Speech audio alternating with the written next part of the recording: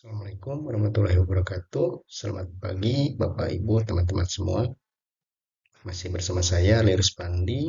Pada kesempatan kali ini, saya akan memaparkan hasil analisis saya tentang studi komparatif pendidikan dasar di negara OECD dan sistem pendidikan di Jepang.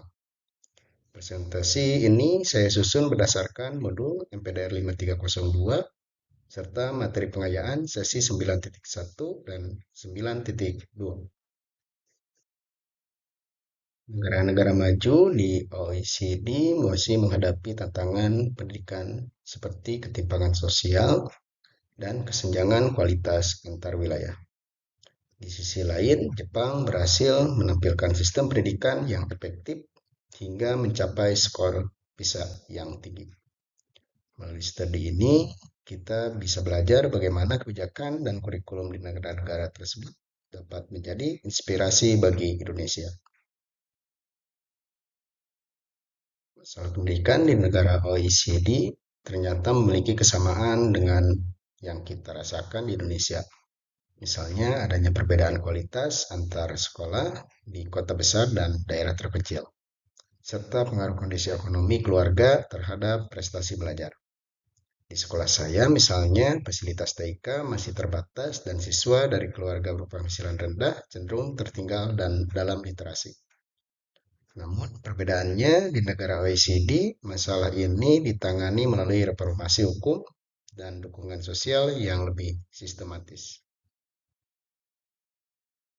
Artikel karya Yong Chol Choi dan Ji Hyun Jang tahun 2021 dijelaskan bahwa negara-negara OECD menanggulangi kesenjangan pendidikan dengan berbagai kebijakan. Di antaranya reformasi program bantuan siswa kurang mampu, legislasi untuk kesetaraan pendidikan, pengakuan terhadap keberagaman budaya, serta penguatan pendidikan dasar sebagai dasar mobilitas sosial. Mereka menekankan kombinasi antara inovasi sosial dan inovasi pendidikan. Dalam modul 7, kita mempelajari pentingnya prinsip keadilan sosial dan pendidikan inklusif. OECD menjadi contoh konkret bagaimana kebijakan berbasis data dan kolaborasi antar negara mampu mempersempit kesenjangan kualitas pendidikan.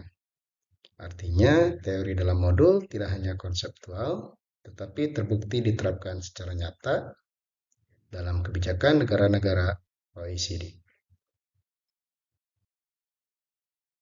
Selanjutnya, dari materi pengayaan sesi 9.2, yaitu artikel Chi Nakayasu tahun 2016 menjelaskan bahwa kurikulum Jepang disebut Course of Study yang direvisi setiap 10 tahun.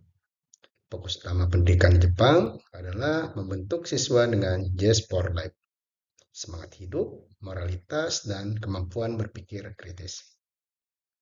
Jepang juga menerapkan Period of Integrated Studies untuk mendorong siswa berpikir mandiri, kolaboratif, dan kreatif. Prinsip ini menjaga keseimbangan antara akademik, moral, dan fisik.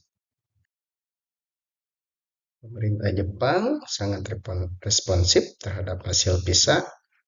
Setelah penurunan skor tahun 2006, kurikulum diperbaharui agar siswa mampu berpikir kritis dan menerapkan pengetahuan mereka dalam konteks nyata.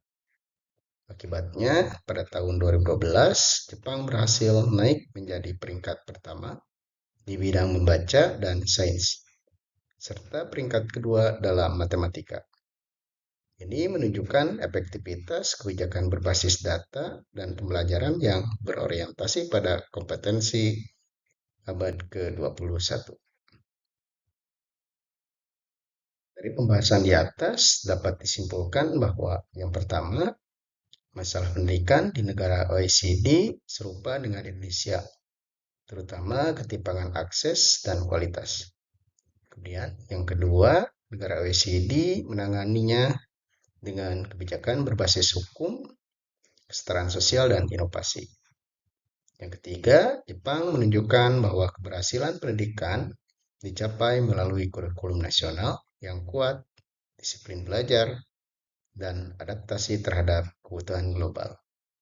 Dan yang terakhir, Indonesia dapat belajar dari pendekatan OECD dan Jepang untuk memperkuat kualitas dan pemerataan pendidikan. Sekian pembahasan dari saya. Terima kasih atas perhatian Bapak Ibu semua. Mudah-mudahan apa yang saya sampaikan dapat bermanfaat bagi kita semua. Akhirul kalam, wassalamualaikum warahmatullahi wabarakatuh.